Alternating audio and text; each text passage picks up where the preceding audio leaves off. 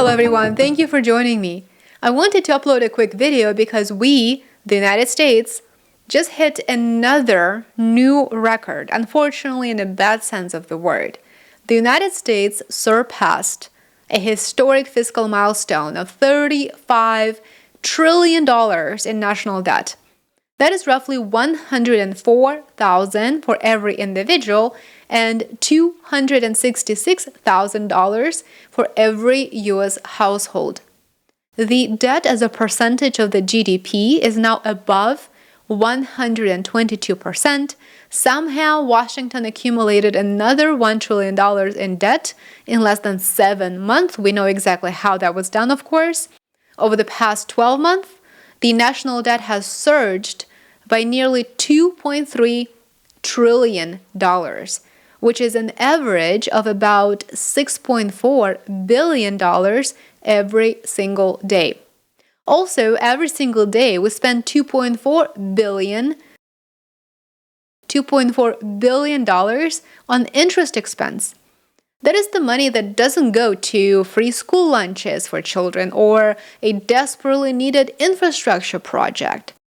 Since most of the U.S. infrastructure is now, on average, 30 years old, it's definitely nearing its useful life, and it will need to be replaced sooner rather than later. Hopefully, fingers crossed. However, that may not happen, of course, since every single dollar that goes to pay interest on the rising debt means less financial resources that are available to cover truly necessary projects. Why is this important, you may ask? Well, for one, if you live in the United States, just think about whether this astronomical surge in national debt benefited you or anyone you know in any way. And if you can think of anything to show for it, that is because there isn't anything. However, you will be stuck footing that bill, but not only you. Several future generations of Americans will have the burden as the quality of life deteriorates as the result of the government spending everything that it collects in taxes and more on interest payments than it sends to China, Japan, and other foreign investors. I certainly do not agree with Javier Milei, the president of Argentina, on many important points, but there's one thing that he said during his campaign that I know will resonate with many of you because it certainly does resonate with me. Take a look. En general, lo que suelen hacer los políticos es endeudarse en primer lugar.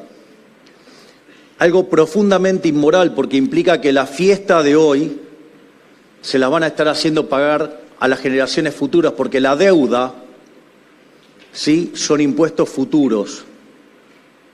Y esos impuestos futuros van a recaer sobre nuestros hijos, sobre nuestros nietos y sobre personas que todavía aún no han nacido y no tienen posibilidad ni siquiera de defenderse con el voto. Por lo tanto, el endeudamiento es una política fuertemente inmoral. Política a la que adhieren los socialistas de malos modales y los de buenos modales también. Porque también, digamos, le han sido cómplices en votarles presupuesto con déficit. One of the things to keep in mind is that the United States Congress voted to suspend the debt ceiling until 2025. They didn't want to deal with it before the elections, of course, so this is something that the new administration will have to handle next year.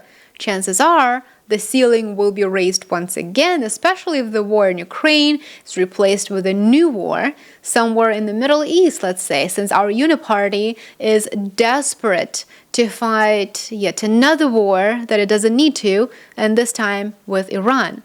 When the federal government spends more than it takes in, or in other words, more than it collects, we have to borrow money to cover that annual gap, to cover that deficit.